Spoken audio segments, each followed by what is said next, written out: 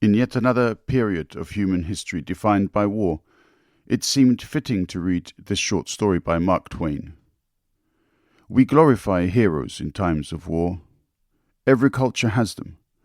We sing their names. We build statues to their greatness.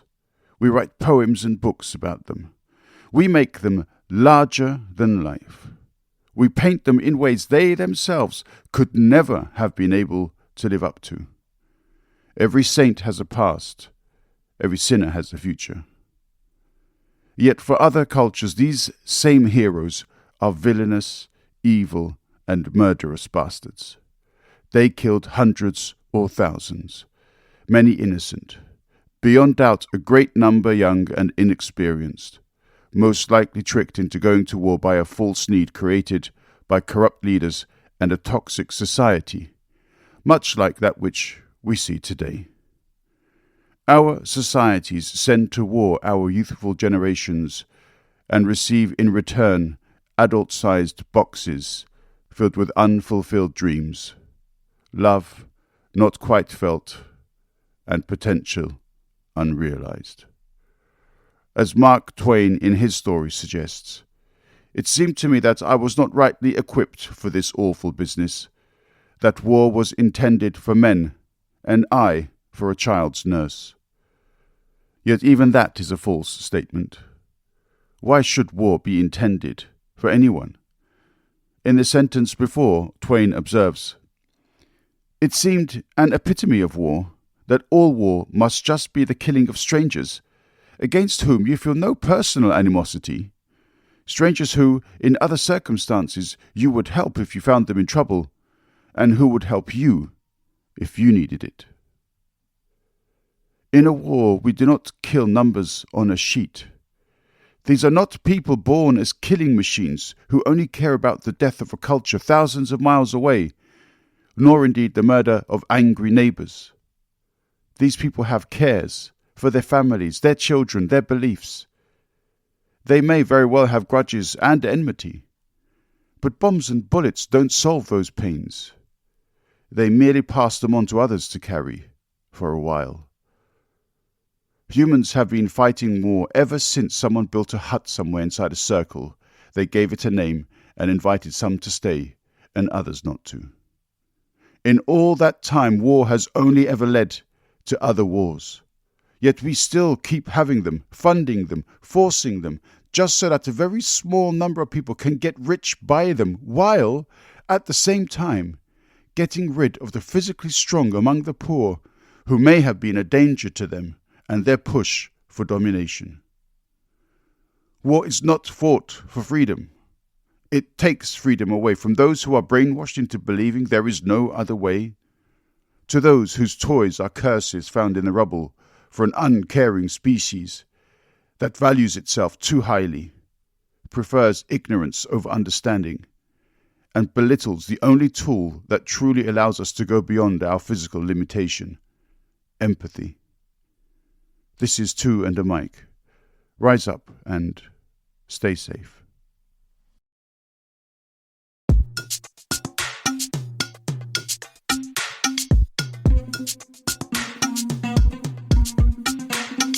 Dong weche pek kod welo mabiro e TwoandaMic. Dong parodit kod jok mawuoye TwoandaMic. Seche tin sud buta wawinji e TwoandaMic. Wola wachokre, wabed piny, bi wawinje, ero chako, dong omit ndi, podcast makende. The Private History of a Campaign That Failed by Mark Twain. You have heard from a great many people who did something in the war. Is it not fair and right that you listen a little moment to one who started out to do something in it, but didn't? Thousands entered the war, got just a taste of it, and then stepped out again, permanently. These, by their very numbers, are respectable, and therefore entitled to a sort of voice, not a loud one, but a modest one, not a boastful one, but an apologetic one. They ought not be allowed much space among better people, people who did something. I grant that. But they ought at least be allowed to state why they didn't do anything, and also to explain the process by which they didn't do anything. Surely this kind of light must have some sort of value. Out west, there was a good deal of confusion in men's minds during the first months of the Great Trouble, a good deal of unsettledness, of leaning first this way, then that, and then the other way. It was hard for us to get our bearings. I call to mind an example of this. I was piloting on the Mississippi when the news came that South Carolina had gone out of the Union on the 20th of December 1860. My pilot mate was a New Yorker. He was strong for the Union, so was I. But he would not listen to me with any patience. My loyalty was smirched to his eye because my father had owned slaves. I said in palliation of this dark fact that I had heard my father say, some years before he died, that slavery was a great wrong, and he would free the solitary black man he then owned if he could think it right to give away the property of the family when he was so straitened in means. My mate retorted that a mere impulse was nothing. Anyone could pretend to a good impulse, and went on decrying my unionism and libeling my ancestry. A month later, the secession atmosphere had considerably thickened on the lower Mississippi, and I became a rebel. So did he.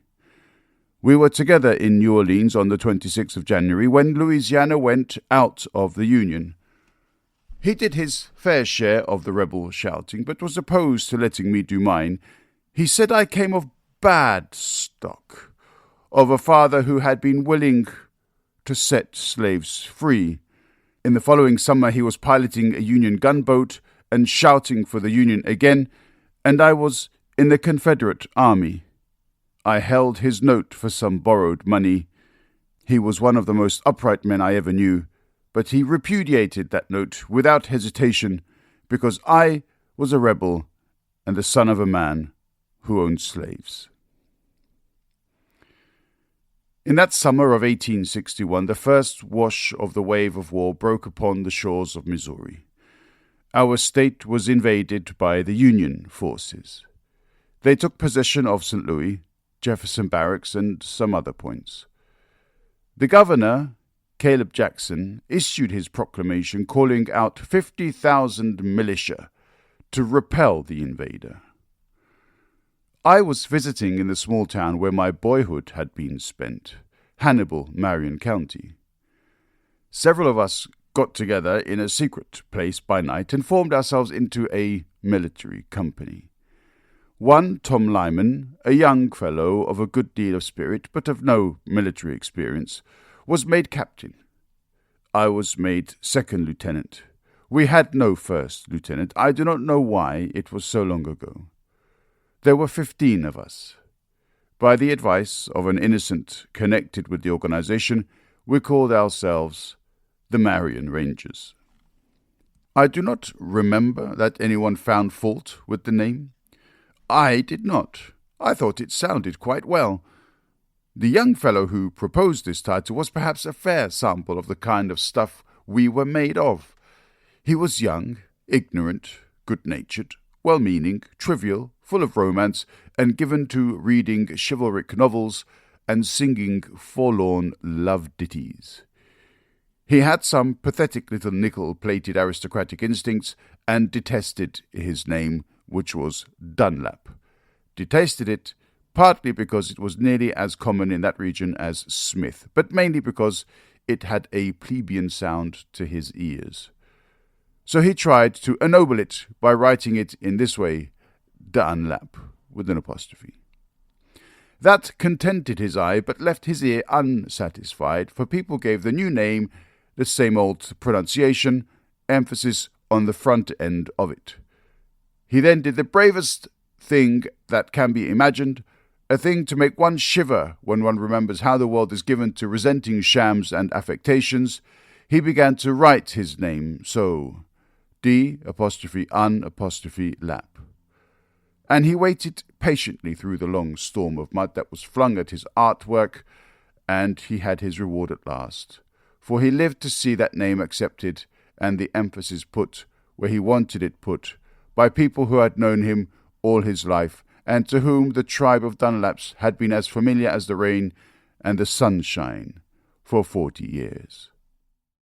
So sure of victory at last is the courage that can wait. He said he had found by consulting some ancient French chronicles that the name was rightly and originally written d'Unlap, and said that if it were translated into English it would mean Peterson, Lap, Latin or Greek, he said, for stone or rock, same as the French Pierre, that is to say, Peter, de of or from, a or one, hence d'Unlap, or of, from, a stone or a Peter. That is to say, one who is the son of a stone, the son of a Peter, Peterson. Our military company were not learned, and the explanation confused them, so they called him Peterson Dunlap. He proved useful to us in his way. He named our camps for us, and generally struck a name that was no slouch, as the boys said. That is one sample of us. Another was Ed Stevens, son of the town jeweller, trim-built, handsome, graceful, neat as a cat, bright, educated, but given over entirely to fun. There was nothing serious in life to him. As far as he was concerned, this military expedition of ours was simply a holiday. I should say about half of us looked upon it in much the same way, not consciously perhaps, but unconsciously. We did not think, we were not capable of it. As for myself, I was full of unreasoning joy to be done with turning out to bed at midnight and 4 in the morning, for a while grateful to have a change, new scenes, new occupations, a new interest. In my thoughts, that was as far as I went. I did not go into details. As a rule, one doesn't at 24. Another sample was Smith, the blacksmith's apprentice. This vast donkey had some pluck, of a slow and sluggish nature, but a soft heart. At one time he would knock a horse down for some impropriety, and at another he would get homesick and cry. However, he had one ultimate credit to his account, which some of us hadn't. He stuck to the war, and was killed in battle at last. Joe Bowers, another sample, was a huge, good-natured, flax-headed lubber, lazy, sentimental, full of harmless brag, a grumbler by nature, an experienced and industrious, ambitious, and often quite picturesque liar, and yet not a successful one, for he had no intelligent training, but was allowed to come up just anyways. This life was serious enough to him, and seldom satisfactory. But he was a good fellow anyway, and the boys all liked him. He was made orderly sergeant. Stevens was made corporal. These samples will answer, and they are quite fair ones. Well, this herd of cattle started for the war. What could you expect of them? They did as well as they knew how. But really, what was justly expected of them? Nothing, I should say. And that is what they did. We waited for a dark night for caution and secrecy were necessary.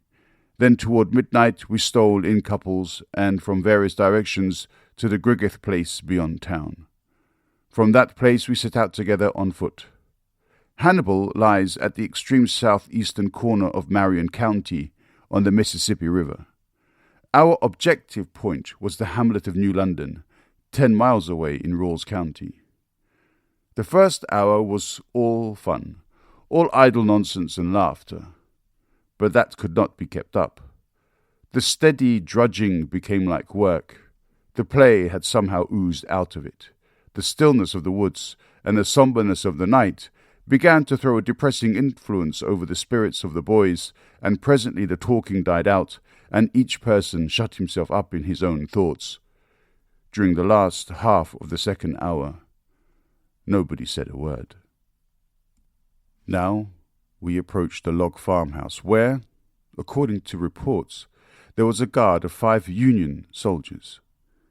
Lyman called a halt, and there, in the deep gloom of the overhanging branches, he began to whisper a plan of assault upon the house, which made the gloom more depressing than it was before. We realized with a cold suddenness that here was no jest. We were standing face to face with actual war. We were equal to the occasion. In our response, there was no hesitation, no indecision. We said that if Lyman wanted to meddle with those soldiers, he could go ahead and do it, but if he waited for us to follow him, he would wait a long time. Lyman urged, pleaded, tried to shame us into it, but it had no effect. Our course was plain in our minds were made up. We would flank the farmhouse, go around, and that was what we did. We struck into the woods and entered upon a rough time, stumbling over roots, getting tangled in vines and torn by briars. At last we reached an open place in a safe region, and we sat down, blown and hot, to cool off and nurse our scratches and bruises. Lyman was annoyed, but the rest of us were cheerful. We had flanked the farmhouse. We had made our first military movement, and it was a success. We had nothing to fret about. We were feeling just the other way. Horseplay and laughing began again. The expedition had become a holiday frolic once more. Then we had 2 more hours of dull trudging and ultimate silence and depression. Then about dawn we straggled into New London, soiled, heel-blistered, fagged with our little march. And all of us except Stevens in a sour and raspy humour and privately down on the war. We stacked our shabby old shotguns in Colonel Rawls' barn, and then went in a body and breakfasted with that veteran of the Mexican War. Afterward he took us to a distant meadow, and there, in the shade of a tree, we listened to an old-fashioned speech from him, full of gunpowder and glory, full of that adjective piling, mixed metaphor, and windy declamation which was regarded as eloquence in that ancient time and region.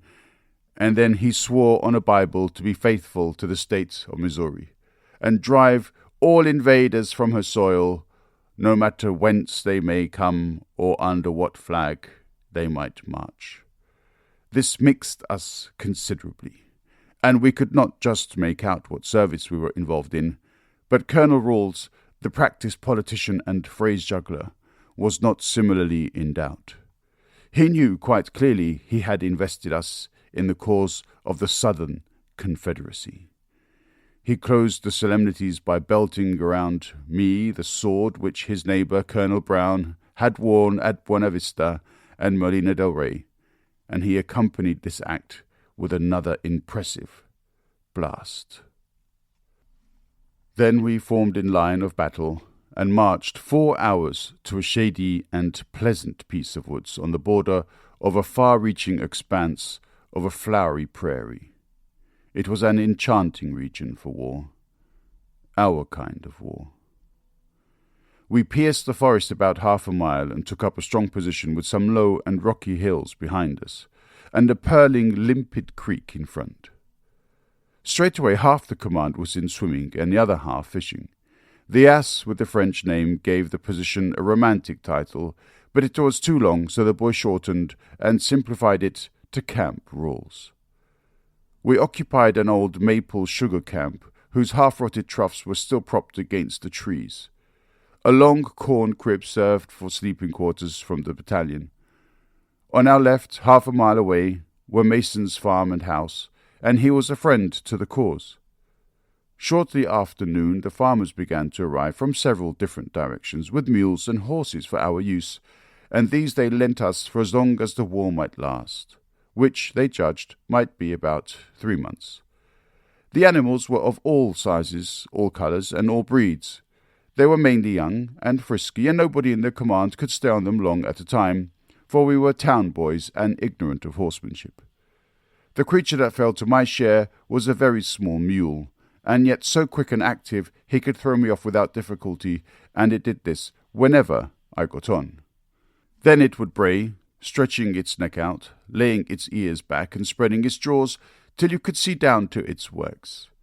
If I took it by the bridle and tried to lead it off the grounds, it would sit down and brace back, and no one could ever budge it. However, I was not entirely destitute of military resources, and I did presently manage to spoil this game, for I had seen many a steamboat aground in my time, and knew a trick or two which even a grounded mule would be obliged to respect. There was a well by the corn crib, so I substituted 30 fathom of rope for the bridle, and fetched him home with the windlass. I will anticipate here sufficiently to say that we did learn to ride after some days' practice, but never well. We could not learn to like our animals. They were not choice ones, and most of them had annoying peculiarities of one kind or another. Stephen's horse would carry him, when he was not noticing, under the huge excrescences which form on the trunks of oak trees, and wipe him out of the saddle this way. Stephen's got several bad hurts. Sergeant Bower's horse was very large and tall, slim with long legs, and looked like a railroad bridge. His size enabled him to reach all about, and as far as he wanted to go, so he was always biting Bower's legs. On the march in the sun, Bower slept a good deal, and as soon as the horse recognized he was asleep, he would reach around and bite him on the leg. His legs were black and blue with bites. This was the only thing that could make him swear, but this always did. Whenever his horse bit him, he swore, and of course Stevens, who laughed at everything, laughed at this, and would get into such convulsions over it as to lose his balance and fall off his horse.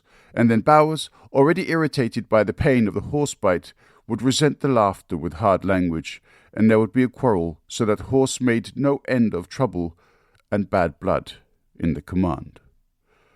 However, I will get back to where I was, our first afternoon in the sugar camp. The sugar troughs came very handy as horse troughs, and we had plenty of corn to fill them with. I ordered Sergeant Bowers to feed my mule, but he said if I reckoned he went to war to be a dry nurse to a mule, it wouldn't take me very long to find out my mistake. I believed that this was insubordination, but I was full of uncertainties about everything military, so I let the matter pass and went and ordered Smith, the blacksmith's apprentice, to feed the mule, but he merely gave me a large, cold, sarcastic grin, such as an ostensibly 7-year-old horse gives you when you lift up his lip and find he is 14, and turned his back on me.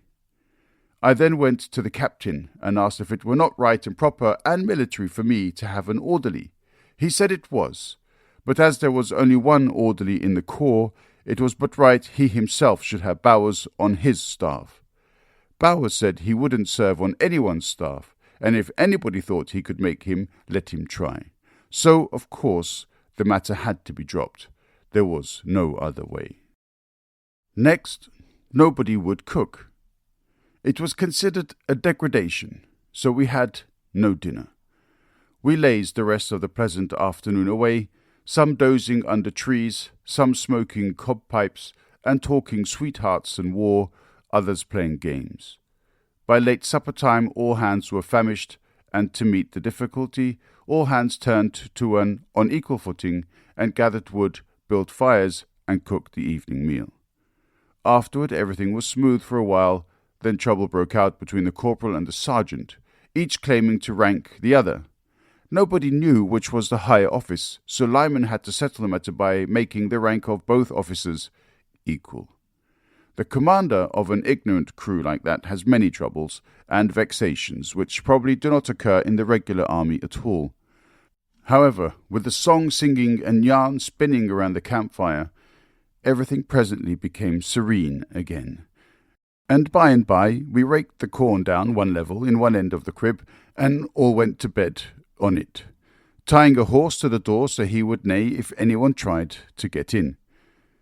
It was always my impression that was always what the horse was there for, and I know it was the impression of at least one other of the command, for we talked about it at the time and admired the military ingenuity of the device.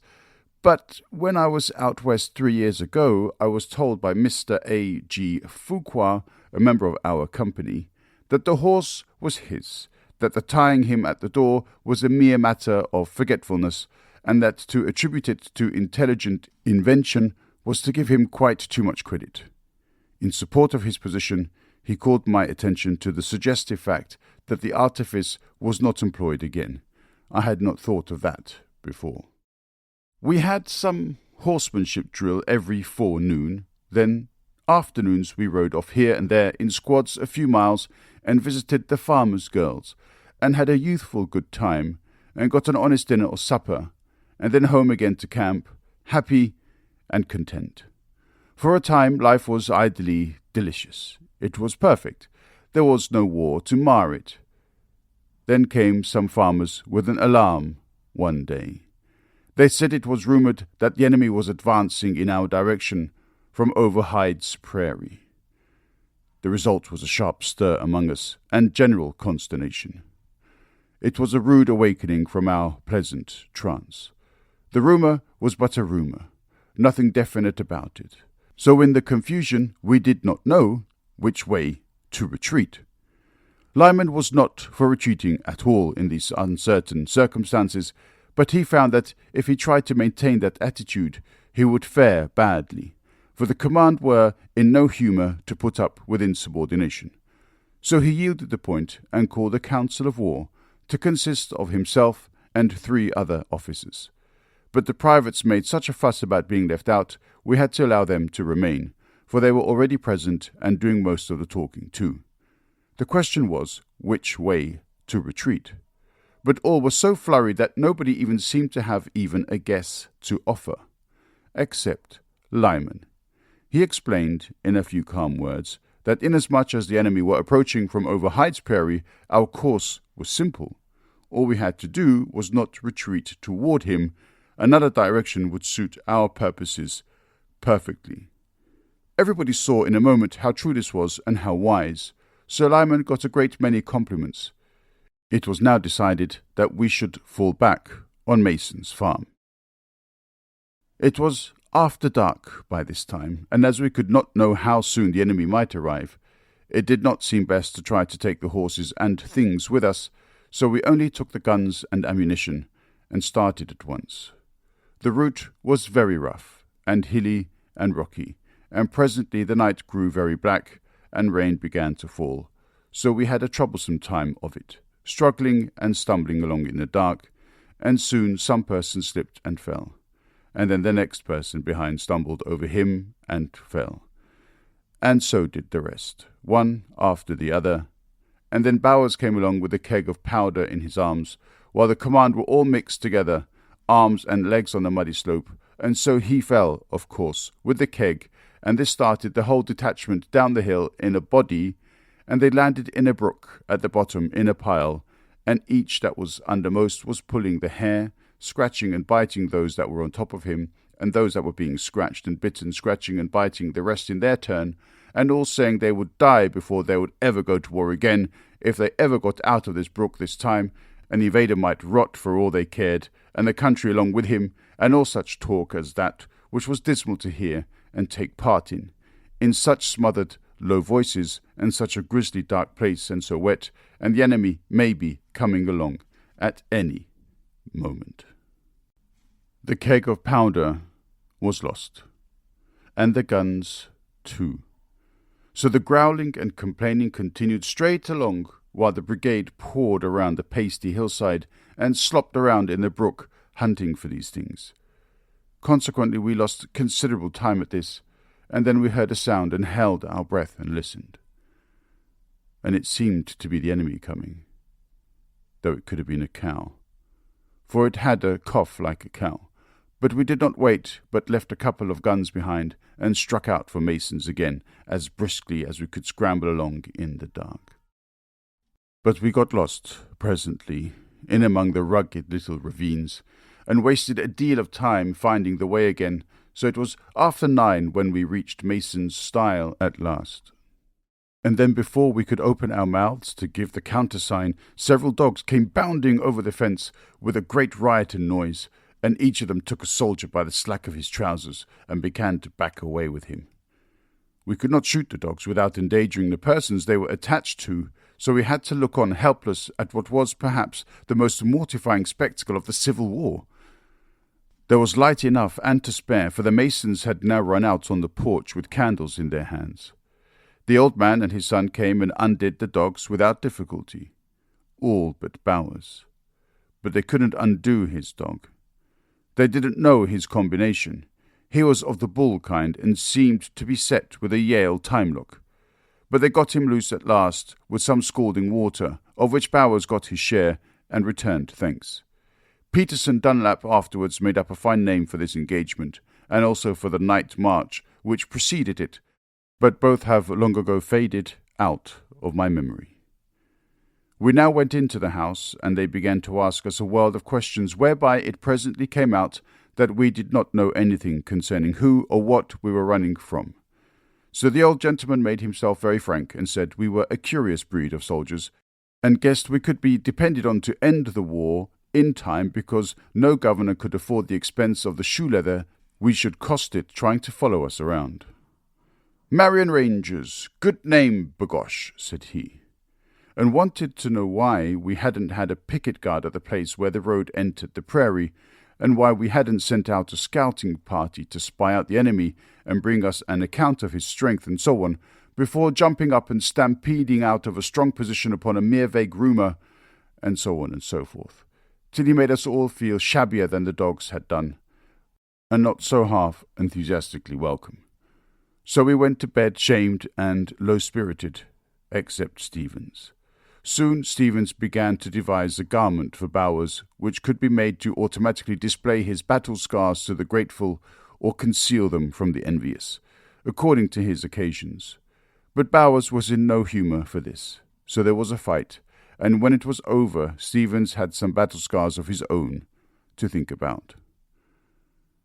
Then we got a little sleep, but after all we had gone through, our activities were not over for the night. For about 2 o'clock in the morning we heard a shout of warning from down the lane, accompanied by a chorus from all the dogs, and in a moment everybody was up and flying around to find out what the alarm was about.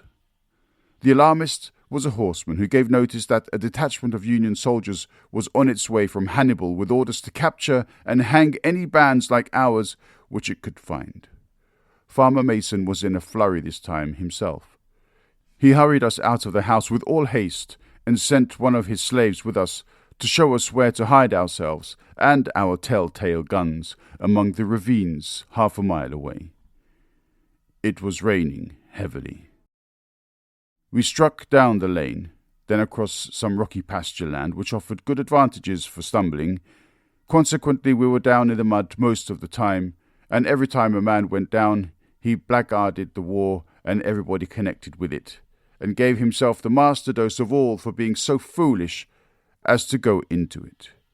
At last we reached the wooded mouth of a ravine, and there we huddled ourselves under the streaming trees and sent the slave back home. It was a dismal and heart-breaking time. We were like to be drowned with the rain, deafened with the howling wind and the booming thunder, and blinded by the lightning. It was indeed a wild night. The drenching we were getting was misery enough, but a deeper misery still was the reflection that the halter might end us before we were a day older. A death of this shameful sort had not occurred to us as being among the possibilities of war. It took the romance all out of the campaign, and turned our dreams of glory into a repulsive nightmare. As for doubting that so barbarous an order had been given, not one of us did that. The long night wore itself out at last, and then the slave came to us with the news that the alarm had manifestly been a false one, and that breakfast would soon be ready. Straightway we were light-hearted again, and the world was bright and full of life, as full of hope and promise as ever, for we were young then. How long ago that was! 24 years. The mongrel child of philology named the night's refuge camp devastation, and no soul objected. The Masons gave us a Missouri country breakfast in Missourian abundance, and we needed it. Hot biscuits, hot wheat bread, prettily crossed in a lattice pattern on top, hot corn pone, fried chicken, bacon, coffee, eggs, milk, buttermilk, etc., and the world may be confidently challenged to furnish the equal of such a breakfast as it is cooked in the South. We stayed several days at Mason's, and after all these years the memory of the stillness and dullness and lifelessness of that slumberous farmhouse still oppresses my spirit, as with a sense of the presence of death and mourning. There was nothing to do, nothing to think about. There was no interest in life. The male part of the household were away in the fields all day. The women were busy and out of our sight. There was no sound but the plaintive wailing of a spinning wheel forever moaning out from some distant room, the most lonesome sound in nature, a sound steeped and sodden with homesickness and the emptiness of life. The family went to bed about dark every night, and as we were not invited to intrude with any new customs, we naturally followed theirs. Those nights were 100 years long to youths accustomed to being up till 12. We lay awake and miserable to that hour of monotony, and grew old and decrepit, waiting through the still eternities for the clock strikes. This was no place for town boys. So at last it was with something very like joy that we received word that the enemy were on our track again. With a new birth of the old warrior spirit, we sprang to our places in line of battle, and fell back on camp rules. Captain Lyman had taken a hint from Mason's talk, and he now gave orders that our camp should be guarded from surprise by the posting of pickets. I was ordered to place a picket at the forks of the road in Hyde's Prairie. Night shut down black and threatening. I told Sergeant Bowers to go out to that place and stay till midnight, and, just as I was expecting, he said he wouldn't do it. I tried to get others to go, but all refused. Some excused themselves on account of the weather, but the rest were frank enough to say they wouldn't go in any kind of weather. This kind of thing sounds odd now, and impossible, but there was no surprise in it at the time. On the contrary, it seemed a perfectly natural thing to do. There were scores of little camps scattered over Missouri where the same thing was happening. These camps were composed of young men who had been born and reared to a sturdy independence and did not know what it meant to be ordered around by Tom, Dick, and Harry, who they had known familiarly all their lives in the village or the farm. It is quite within the probabilities that this same thing was happening all over the South. James Redpath recognized the justice of this assumption, and furnished the following instance in support of it. During a short stay in East Tennessee, he was in a citizen colonel's tent one day talking, when a big private appeared at the door, and without salute or other circumlocution, said to the colonel, "Say, Jim, I'm a-going home for a few days." "What for?" "Well, I ain't been there for some right smart while, and I'd like to see how things is coming on." "How long are you going to be?" "'Bout 2 weeks." "Well, don't be gone longer than that, and get back sooner if you can." That was all, and the citizen officer resumed his conversation where the private had broken it off. This was in the first months of the war, of course. The camps in our part of Missouri were under Brigadier General Thomas H. Harris. He was a townsman of ours, a first-rate fellow, and well-liked, but we had all familiarly known him as the sole and modest salaried operator in the telegraph office, where he had to send about 1 dispatch a week in ordinary times, and 2 when there was a rush of business. Consequently, when he appeared in our midst one day on the wing, delivered a military command of some sort in a large military fashion, nobody was surprised at the response which he got from the assembled soldiery. "Oh, now what'll you take to don't, Tom Harris?" It was quite the natural thing. One might justly imagine that we were hopeless material for the war, and so we seemed in our ignorant state, but there were those among us who afterward learned the grim trade, learned to obey like machines, became valuable soldiers, fought all through the war, and came out at the end with excellent records. One of the very boys who refused to go out on picket duty that night and called me an ass for thinking he would expose himself to danger in any such foolhardy way had become distinguished for intrepidity before he was a year older. I did secure my picket that night, not by authority, but by diplomacy. I got Bowers to go by agreeing to exchange ranks with him for the time being, and go along and stand the watch with him as his subordinate. We stayed out there a couple of dreary hours in the pitchy darkness and the rain, with nothing to modify the dreariness but Bauer's monotonous growling at the war and the weather. Then we began to nod, and presently found it next to impossible to stay in the saddle. So we gave up the tedious job and went back to camp without interruption or objection from anybody, and the enemy could have done the same, for there were no sentries. Everybody was asleep. At midnight there was nobody to send out another picket, so none was sent. We never tried to establish a watch at night again, as far as I remember, but we generally kept a picket out in the daytime. In that camp the whole command slept on the corn in the big corn crib, and there was usually a general row before morning, for the place was full of rats, and they would scramble over the boys' bodies and faces, annoying and irritating everybody. And now and then they would bite someone's toe, and the person who owned the toe would start up and magnify his English and begin to throw corn in the dark. The ears were half as heavy as bricks, and when they struck, they hurt. The person struck would respond, and inside of 5 minutes every man would be locked in a death grip with his neighbour. There was a grievous deal of bloodshed in the corn crib, but this was all that was spilt while I was in the war. No, that is not quite true, but for one circumstance it would have been all. Our scares were frequent. Every few days rumours would come that the enemy were approaching. In these cases we always fell back on some other camp of ours. We never stayed where we were. But the rumours always turned out to be false, so at last we even began to grow indifferent to them. One night a slave was sent to our corn crib with the same old warning.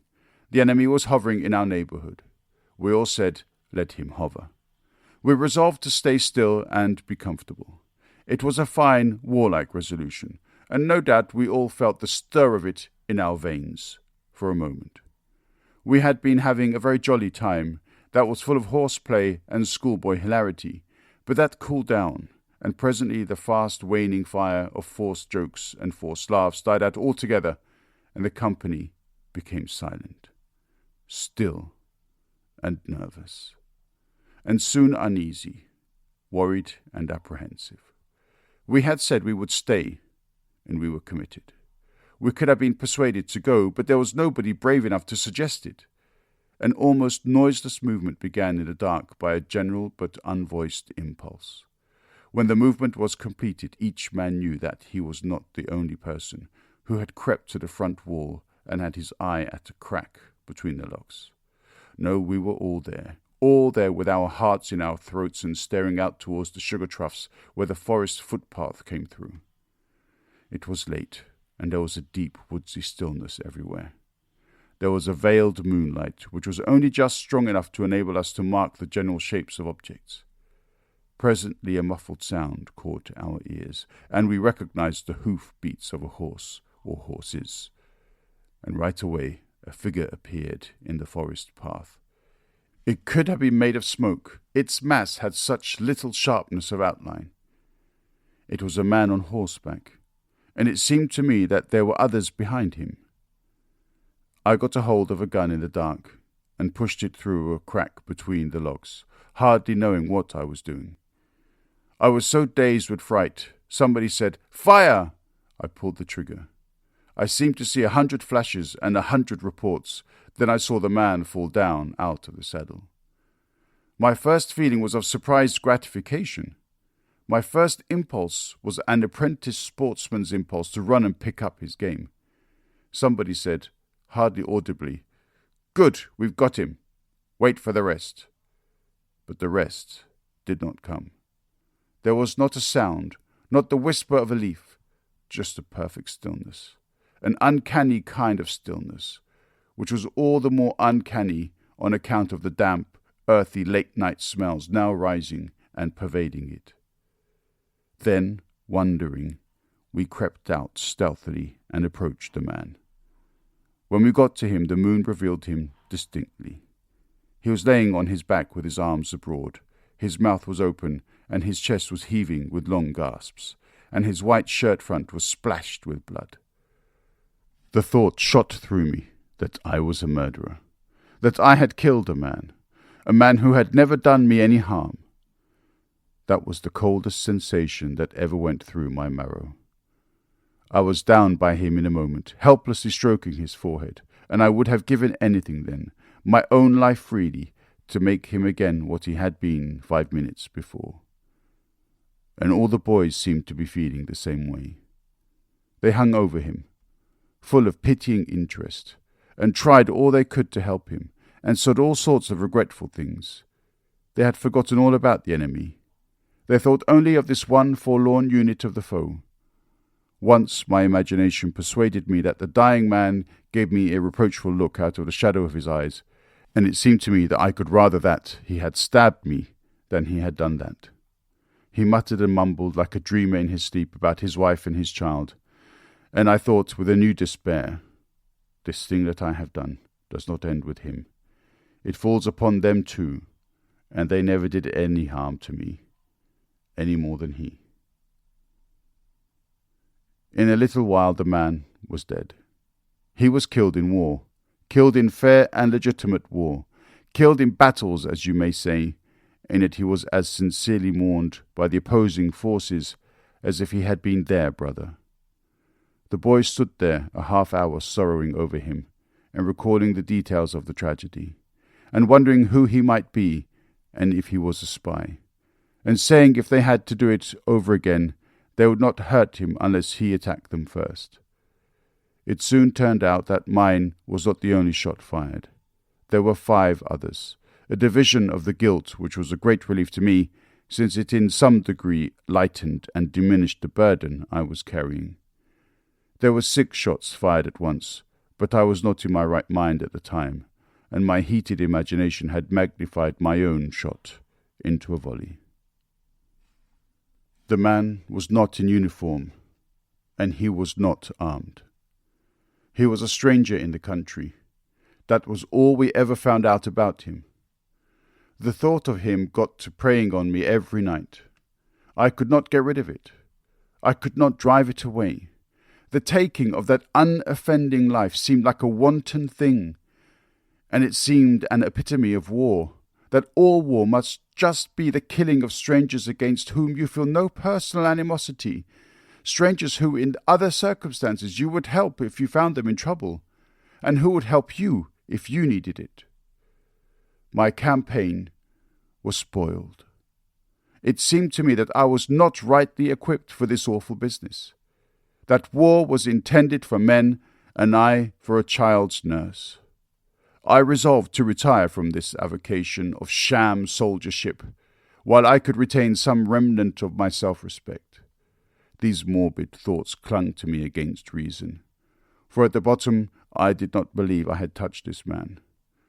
The law of probabilities decreed me guiltless of his blood, for in all my small experiences with guns I had not hit anything I had tried to hit, and I knew I had done my best to hit him. There was no solace in the thought. Against a diseased imagination, demonstration goes for nothing. The rest of my war experience was of a piece with what I have already told of it. We kept monotonously falling back upon one camp or another, and eating up the farmers and their families. They ought to have shot us. On the contrary, they were as hospitably kind and courteous to us as if we had deserved it. In one of these camps we found Ab Grimes, an upper Mississippi pilot who afterwards became famous as a daredevil rebel spy whose career bristled with desperate adventures. The loom and style of his comrades suggested they had not come into the war to play, and their deeds made good the conjecture later. They were fine horsemen and good revolver shots, but their favourite arm was the lasso. Each had one at his pommel and could snatch a man out of his saddle with it with ease, on a full gallop, at any reasonable distance. In another camp the chief was a fierce and profane old blacksmith of 60, and he had furnished his 20 recruits with gigantic homemade bowie knives, to be swung with 2 hands like the machetes of the isthmus. It was a grisly spectacle to see that earnest band practising their murderous cuts and slashes under the eye of that remorseless old fanatic. The last camp which we fell back on was in a hollow near the village of Florida, where I was born in Monroe County. Here we were warned one day that a Union colonel was sweeping down on us with a whole regiment at his heels. This looked decidedly serious. Our boys went apart and consulted. Then we went back and told the other companies present that the war was a disappointment to us, and we were going to disband. They were getting ready themselves to fall back on some place or another, and we were only waiting for General Tom Harris, who was expected to arrive at any moment. So they tried to persuade us to wait a little while, but the majority of us said no. We were accustomed to falling back, and didn't need any of Harris's help, and we could get along perfectly without him, and save time too. So about half of our 15 men, including myself, mounted and left on the instant. The others yielded to persuasion and stayed through the war. An hour later we met General Harris on the road, with 2 or 3 people in his company, his staff probably, but we could not tell. None of them were in uniform. Uniforms had not come into vogue among us yet. Harris ordered us back, but we told him there was a Union colonel coming with a whole regiment in his wake, and it looked as if there was going to be a disturbance, so we had concluded to go home. He raged a little bit, but it was of no use. Our minds were made up. We had done our share, killed 1 man, exterminated 1 army, such as it was. Let him go and kill the rest, and that would end the war. I did not see that brisk young general again until last year. He was wearing white hair and whiskers. In time I came to learn that the Union colonel whose coming frightened me out of the war and crippled the Southern cause to that extent was General Grant. I came within a few hours of seeing him when he was as unknown as I was myself. At a time when anybody could have said, "Grant? Ulysses S. Grant?" I do not remember hearing the name before. It seems difficult to realize there was once a time when such a remark could be rationally made. But I was within a few miles of the place and the occasion too, though proceeding in the other direction. The thoughtful will not throw this wallpaper of mine lightly aside as being valueless. It has this value. It is not an unfair picture of what went on in many a militia camp in the first months of the rebellion, when the green recruits were without discipline, without the steadying and heartening influence of trained leaders, when all their circumstances were new and strange and charged with exaggerated terrors, and before the invaluable experience of actual collision in the field had turned them from rabbits into soldiers. If this side of the picture of that early day has not before been put into history, then history has been, to that degree, incomplete. For it had and has its rightful place there. There was more Bull Run material scattered through the early camps of this country than exhibited itself at Bull Run. And yet it learned its trade presently and helped to fight the great battles later.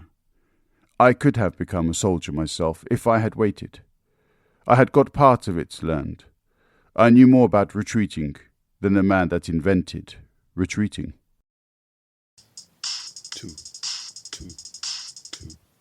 Two, and a mic.